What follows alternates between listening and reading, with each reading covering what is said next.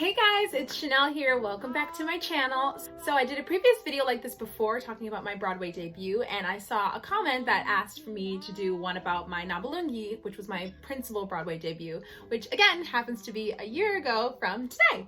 So I thought this would be a cool way to, talk about what the experience was like and all the craziness again that happened right before this cool important moment.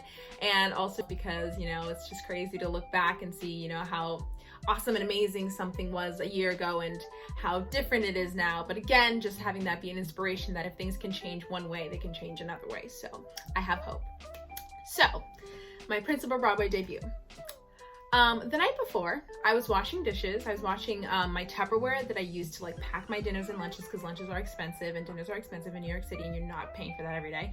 So I'm washing the Tupperware and I put it on the rack. And as I'm washing, the Tupperware falls. And so I'm trying to catch it, and I reach out my hand to catch it. And the Tupperware takes a chunk out of my finger right by this little vein here. So I'm like, oh no, I'm dying. What do I do?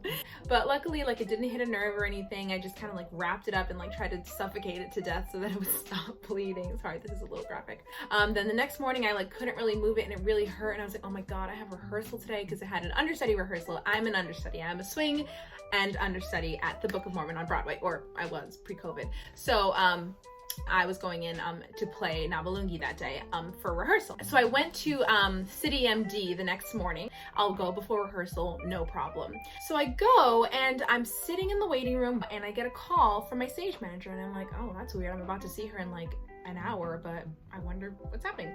And she's like, hey, so Kim is gonna be out tonight. You already have a rehearsal today. Do you wanna just go on? And I was like, what? I'm with my finger wrapped up in tissue, you want me to do it today? Because I was scheduled to make my NABA debut about 3 weeks after that. And I thought about it and she said, you have a rehearsal today, you get to run the show before you do the show. Which is a really odd, but really cool experience because it's a test run. And if I mess up, good, it'll be good luck that I won't do it the night of. And I said, you know what? I'm not sick. I feel okay. There's nothing wrong with my finger, but yeah, I can do it. I can do it today. So I'm texting my friends I'm going on for the lead tonight? Question mark, question mark, question mark. Also, my finger hurts. What's going on?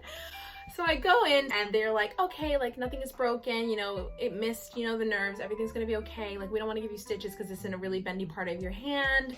Here's a splint so that you don't bend it though, so that it can heal. She gave me this skin colored, Band-Aid and a splint so that I wouldn't keep bending my finger.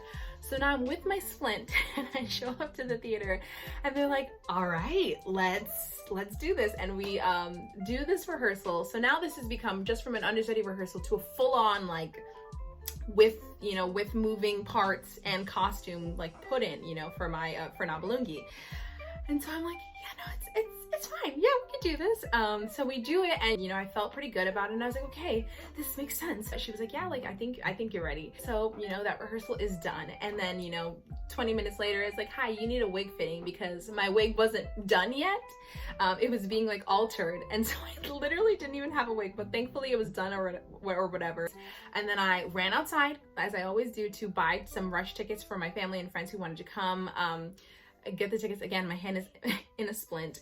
I get the tickets. I ate something, probably Chipotle. I scarfed something down. And as a swing, I have a big binder full of all my notes and note cards that are color coordinated by character. And so for Nabulungi, because I'm also an understudy, I have a separate book for her, for all of her tracking, all of her blocking, yada, yada, yada. So I'm studying this my life depends on it. And then I get into the costume. I put on the dress. I get my wig on, I'm putting the makeup on they taught me, and before I know it, I'm looking at myself in the mirror and I'm oh my God, am I really about to do this? This is ridiculous. And before I knew it, it was time to enter.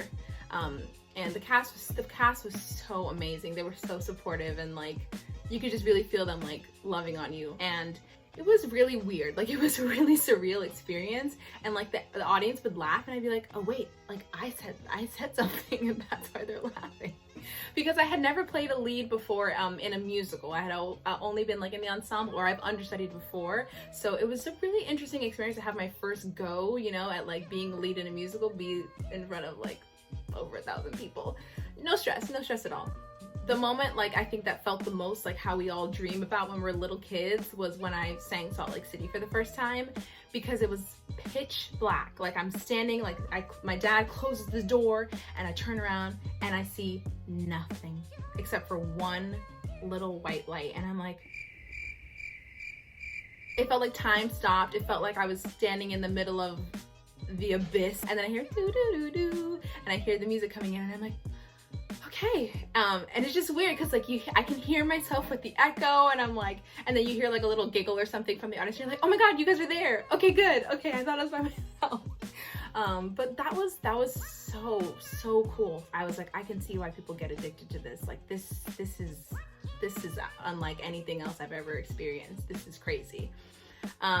It was also really fun to do Baptize Me for the first time with Cody, because Cody, you know, he has, you know, his lead who he does his show with every night, and you know, sometimes like us understudies or swings will like fill in, but you know, I think because it was our first time actually doing it together, it was so fun because he didn't know what I was gonna do and I didn't know what he was gonna do, and we were just kind of like playing off of each other and doing the numbers with the other ensemble members. Like, they're used to me being one place and they're like, Janelle, what are you doing here? I thought you were stage left.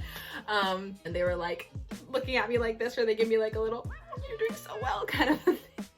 And you know, 2 hours later, you know, I was doing bows, and Dave Thomas Brown, lovely as he is, he gave me his bow. And my friends are like screaming. My best friend is in like the second row, like crying. It was just the best time ever. And then, you know, backstage, of course, that's the best part. Every time you do something cool, backstage is the best part because all your friends and family are there. Just, you know, just feeling how proud everyone was. Like, people dropped everything. People called out of work. People left rehearsals. People took trains and buses and whatever they needed to do to be there. These moments wouldn't be as fun without the people who've known you since you were, you know, a little tyke, or known you since you couldn't sing or couldn't do a single pirouette or whatever. Now people say hi. Woo! Wasn't she amazing? We're so proud of you, Janelle, our little baby. So thank you to the people who were there. Thank you to the whole ensemble, to the tech crew, to everyone who made that possible. It was a once in a lifetime experience, and it's something I will never forget. And I will definitely never forget it because all of my pictures have this little tiny splint on it, or like this little brown band-aid. And then we took the train home, and I like fell asleep on my mom's shoulder on the train. And then I went to bed that night, and I'm just sitting in bed like, wait a minute, like, did that just happen? I wrote, last night my dream came true, and I don't even fully understand what that means, but I know that I have been blessed beyond comprehension and hope to never take that for granted. Thank you, God, for making me a vessel for a gift you intended to be shared.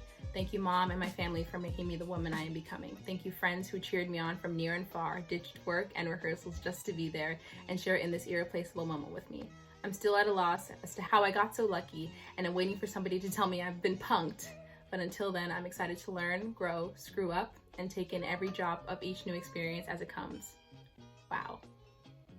Yeah. Wow. So yeah, that is the story of my principal Broadway debut from October 24th, 2019. Thank you for watching. Thank you for listening. If you guys have any other suggestions, let me know. I'm happy to talk, as you can see. And I'm gonna include some fun clips and videos so that you guys can get like a feel of the experience. But everybody stay safe, take care of yourselves, and see you next time.